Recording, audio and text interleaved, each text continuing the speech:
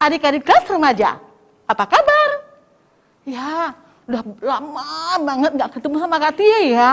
Baru kali ini, setelah begitu lamanya. Mungkin adik-adik kelas remaja ada yang udah gede nih, bahkan ada yang berkumis kali ya. Saking lamanya gak ketemu, wah kangen. Semua gara-gara COVID. Kalau menggigit sakit, rasanya nyit. Wah, bahaya banget sih adik-adik ya. Nah, untuk itu kita harus tetap semangat ya, agar imun kita lebih kuat. Nah, untuk itulah kita setiap minggu harus beribadah. Kak Tia berharap semua adik-adik kelas remaja, yuk harus rajin beribadah ya, supaya tetap kuat dan sehat.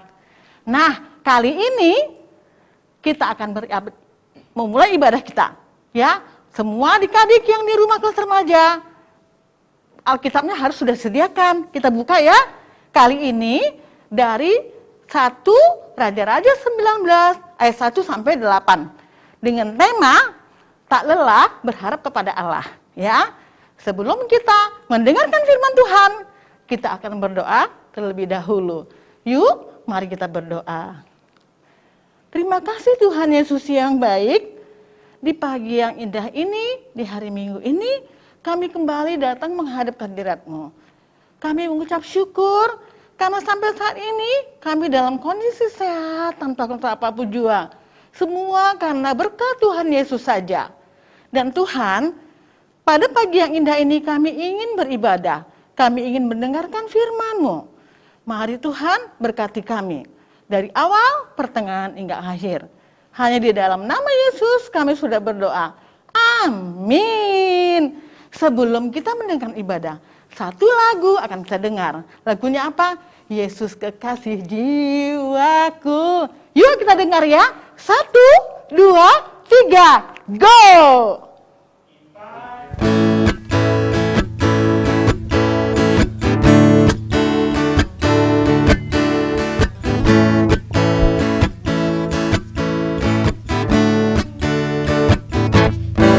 Kekasih jiwaku, sungguh ku percaya padamu. Karena kasih-Mu padaku, Kau tebus dosaku. Dari terbitnya matahari dan sampai terbenamnya, ku angkat lagu pujian, tinggikan nama-Mu.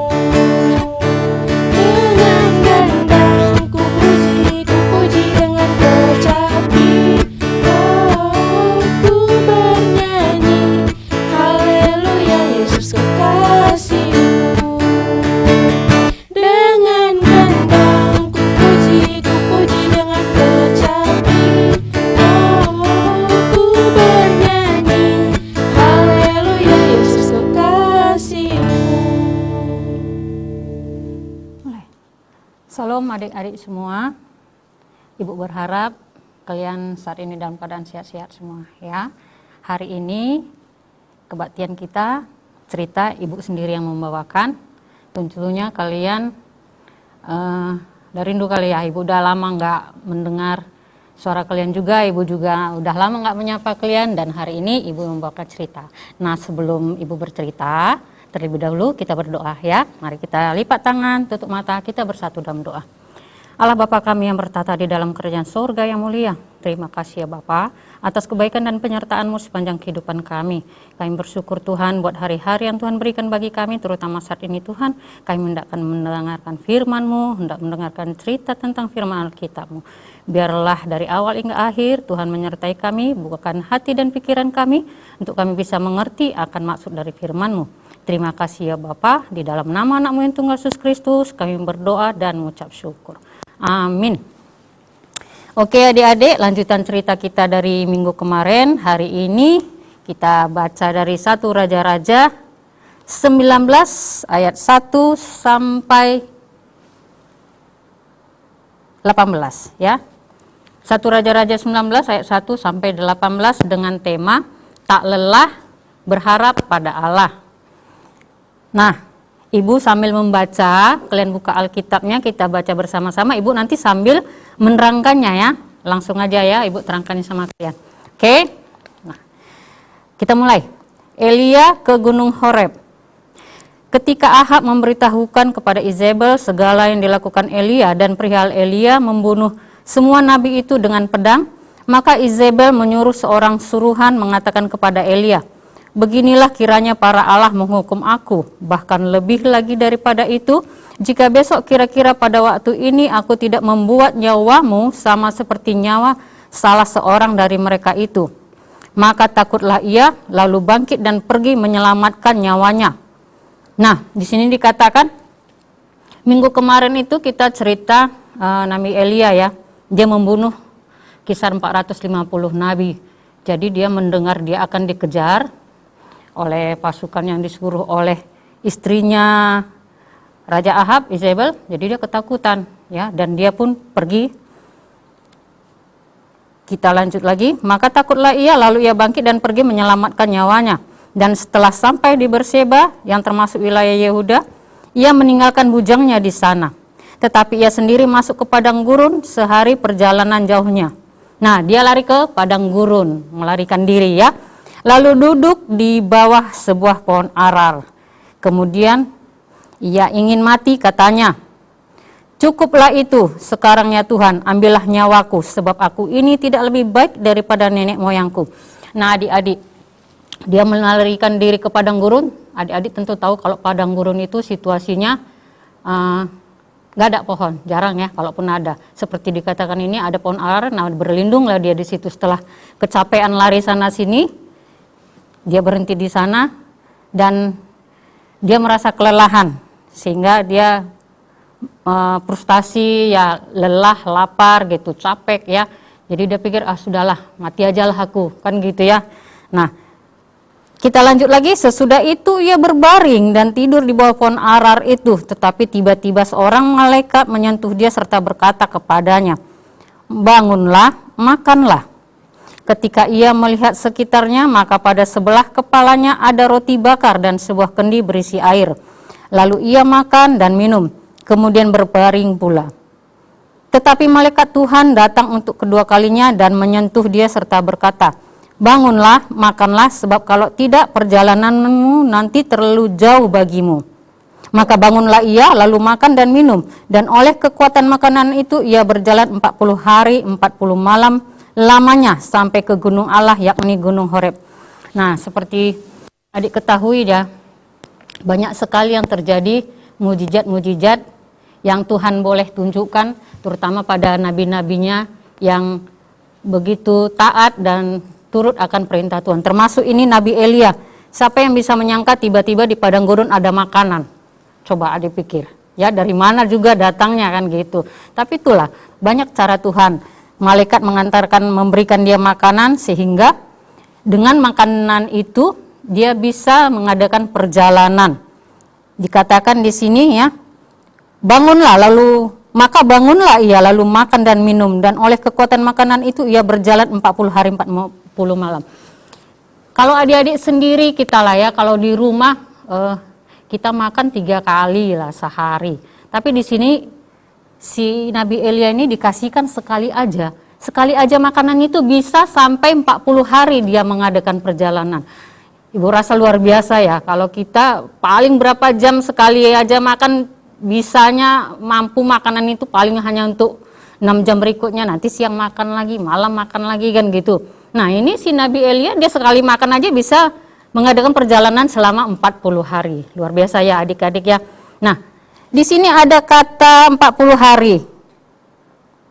Kenapa 40 hari gitu ya? Banyak di Alkitab juga ya, angka kayak kode gitu ya, untuk mengingatkan kita tentang sesuatu hal gitu. Mengenai 40 hari misalnya, Tuhan Yesus selama 40 hari dicobai di padang gurun. Ya, 40 hari Tuhan Yesus berpuasa dan dimuliakan di atas gunung, bukan padang gurun, di atas gunung. Nah, 40 hari Musa di Gunung Sinai. Jadi banyak kejadian angka 40. Nah, 40 hari juga Yesus menampakkan diri setelah dia bangkit dan sebelum dia naik ke sorga. 40 hari juga dia menampakkan diri. Mengenai 40 juga ada 40 tahun perjalanan bangsa Israel dari tanah Mesir. Jadi sekedar pengetahuan bagi adik-adik ya, siapa yang sudah tahu mungkin sebagian dari kita udah tahu ya, untuk pengetahuan tambahan adik-adik. Nah, kita lanjut lagi ya. Ayat 9. Di sana masuklah ia ke dalam sebuah gua dan bermalam di situ. Maka firman Tuhan datang kepadanya demikian. Apakah kerjamu di sini, hai Elia? Jawabnya, aku bekerja segiat-giatnya bagi Tuhan, Allah semesta alam. Karena orang Israel meninggalkan perjanjianmu, meruntuhkan mesbah-mesbahmu, dan membunuh nabi-nabimu dengan pedang. Hanya aku seorang dirilah yang masih hidup, dan mereka ingin mencabut nyawaku. Lalu firman-Nya, keluarlah dan berdiri di atas gunung itu di hadapan Tuhan. Allah datang menegur dia. Kamu ngapain di sini, Elia? Kata Allah. Lalu dia utarakanlah ya dengan dengan perasaan yang menumpuk di dada. Dia kasih tahu sama Tuhan bahwa aku telah banyak bekerja, aku telah banyak. Artinya dia mungkin kasih tahu, aku udah banyak buat banyak pengabdianku gitu, banyak aku udah buat baik gitu ya kan. Tapi akhirnya disuruh Tuhan lah dia, kamu keluar, naik di atas gunung itu. Lalu dia pun keluar, maka Tuhan lalu angin besar dan kuat yang membelah gunung-gunung dan memecahkan bukit-bukit batu mendahului Tuhan. Tetapi tidak ada Tuhan dalam angin itu. Dan sesudah angin itu datanglah gempa, tetapi tidak ada Tuhan dalam gempa. Dan sesudah gempa itu datanglah api, tetapi tidak ada Tuhan dalam api. Dan sesudah api itu datanglah bunyi angin sepoi-sepoi basah. Nah, si Nabi Elia ini berharap adik-adik, dia berharap ya, begitu dia naik gitu disuruh keluar, Tuhan itu menjumpain dia gitu kan. Tapi begitu ada angin besar, nggak ada juga Tuhan gitu kan. Nah, ada gempa, nggak ada juga Tuhan.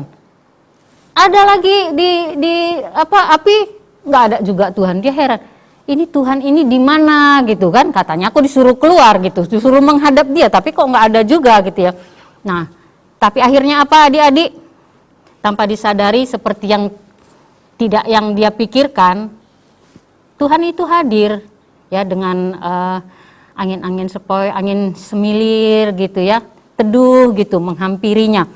Nah, ayat 13, segera sesudah Elia mendengarnya, ia menyelubungi mukanya dengan jubahnya, lalu pergi keluar dan berdiri di pintu gua itu. Maka datanglah suara kepadanya yang berbunyi, apakah kerjamu di sini, hai Elia? Tuhan menanya lagi ya, sekali lagi tanya Tuhan.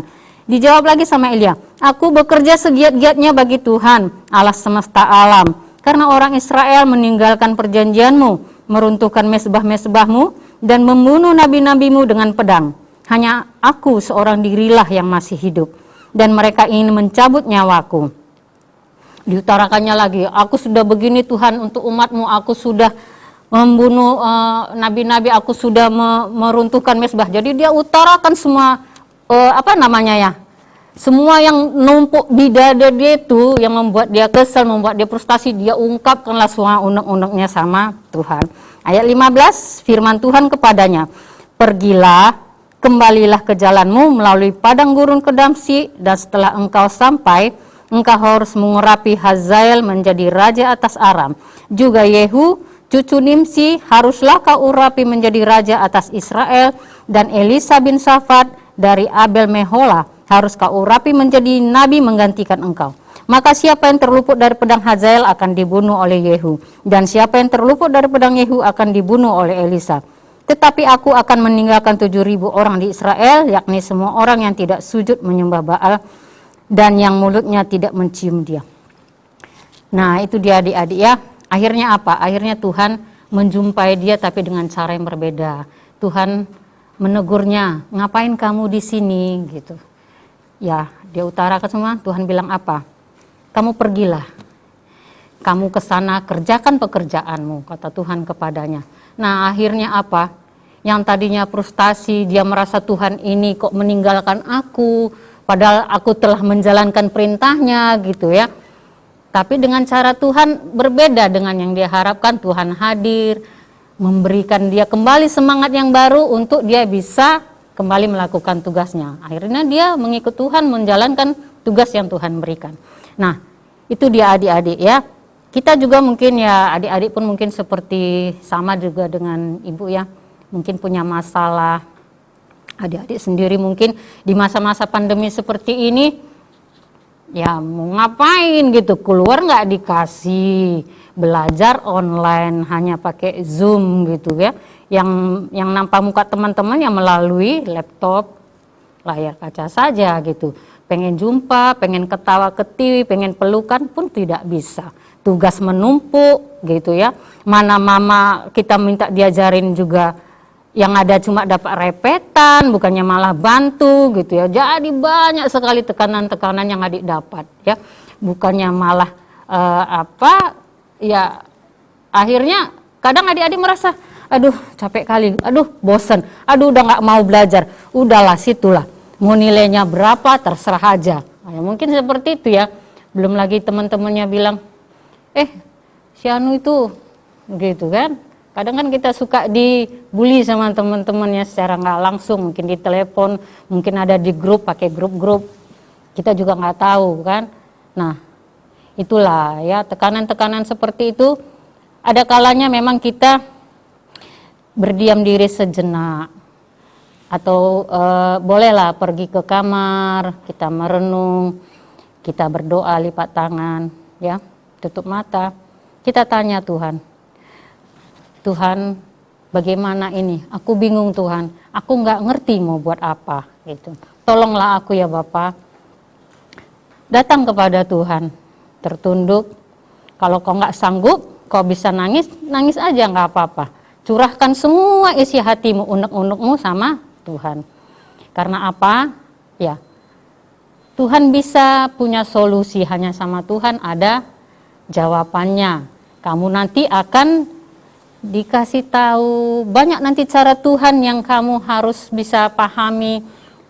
Tuhan bisa kasih kamu untuk mengerti apa maksud yang Dia berikan di balik semua rencananya kepada kamu gitu, di balik semua kesalahanmu pasti Tuhan ada kasih jalan. Asal kamu mau tetap berharap, tidak lelah, tetap berharap kepada Tuhan. Ya, apalagi di saat-saat seperti ini kamu harus sabar, banyak berdoa, tetap kerjakan pekerjaanmu. Ya, jangan mengurung diri saja, nggak ada gunanya juga. Mengurung diri di kamar, pasang lagu-lagu entah apa gitu ya kan. Kayak orang frustasi berat gitu, nggak ada jalannya, nggak ada solusinya, malah lebih pusing nanti kamu. Ya, nah datanglah kepada Tuhan berdoa. Nah nanti dari doa itu Tuhan akan kasih tunjuk jalan kemana kamu melangkah. Tuhan akan kasih tunjuk jalan. Tuhan nanti akan mengarahkan langkahmu. Ya adik-adik, ya ibu juga seperti itu. Ya kan, kadang seperti ini gimana ya? Mau melayani adik-adik, mau ke gereja nggak bisa. Di rumah juga banyak pekerjaan gitu ya kan. Belum lagi ya banyak lah, belum lagi yang adiknya, anaknya pada ribut gitu ya. Cuman ya harus dihadapi, harus tetap berharap pada Tuhan, banyak berdoa. Ya semoga Tuhan kasih jalan yang terbaik. Oke? Nah, itu sedikit cerita dari Ibu. Bukan sedikit, udah panjang kali ya. Nah, kita lanjut nanti untuk minggu depan. Adik-adik nanti giliran siapa minggu depan ditunggu ya, yang bawa cerita ya. Nah, sebelum kita tutup ibadah kita berdoa dulu. Mari kita bersatu dalam doa. Allah Bapa kami yang bertata di dalam kerajaan surga yang mulia, terima kasih Bapa atas firman yang baru saja kami dengar. Biarlah firman-Mu itu Tuhan tetap menguatkan kami di masa-masa seperti ini ya Bapa. Kami bisa berserah hanya kepadamu saja. Tuhan menolong kami, Tuhan memampukan kami untuk melewatinya. Terima kasih Bapa, ini kami dengan segala kekurangan kami Tuhan. Ampunkan kami akan salah dosa pelanggaran kami. Dengarkan doa dan permohonan kami ini Bapa yang kami naikkan kepadamu. Hanya melalui nama Tuhan Yesus Kristus, Tuhan dan Juru Selamat kami yang hidup. Amin. Oke, itu sedikit dari Ibu adik-adik. Semoga kalian tetap semangat, tetap sehat, sukacita. Oke, salam. Mari kita ucapkan pengakuan iman rasuli bersama-sama.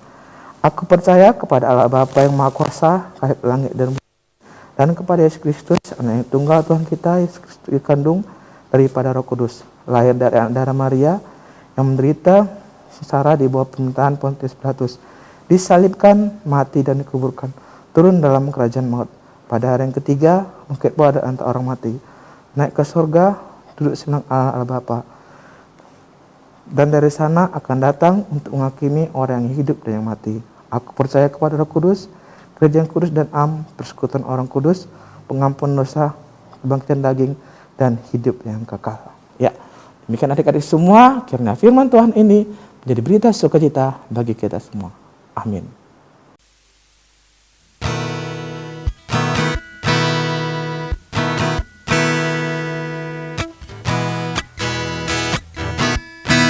Bersama Yesus lakukan perkara besar. Bersama Yesus tidak ada yang sukar. Bersama Yesus ada jalan keluar. Untuk masalahku, untuk masalahmu, untuk masalah kita semua. Yesus anak domba Allah, juru selamat umat manusia. Yesus tabib yang ajaib, Dia menyembuhkan, Dia menguduskan, Dia membebaskan. Dia Raja segala raja. Yesus anak domba Allah, juru selamat umat manusia.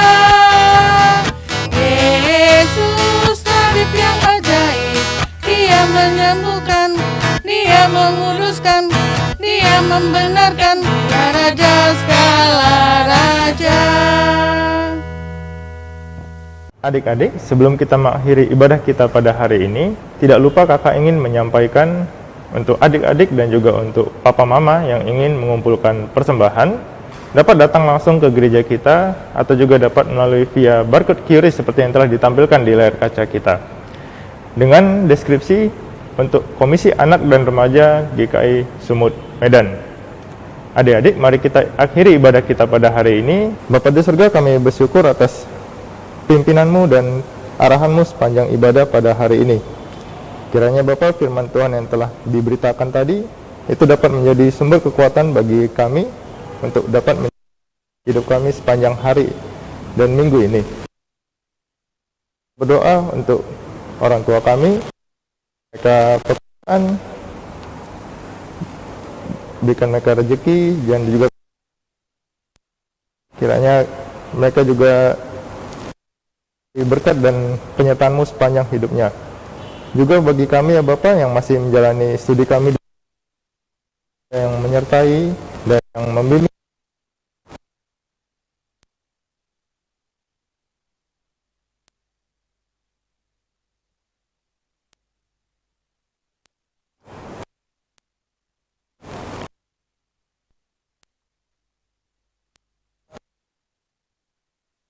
Bapa kami yang akan kami ucapkan bersama-sama.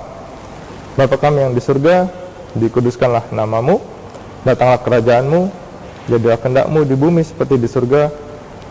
Berikan kami pada hari ini makan kami yang secukupnya, dan ampuni kami akan kesalahan kami, sehingga juga mengampuni yang bersalah pada kami. Janganlah membawa kami ke dalam cobaan, tapi lepaskan kami daripada yang jahat, karena Engkau-lah yang mempunyai kerajaan dan kuasa dan kemuliaan sampai selama-lamanya. Bapa, terima kasih. Bapa, terima kasih. Bapa di dalam surga, ku berterima kasih. Amin.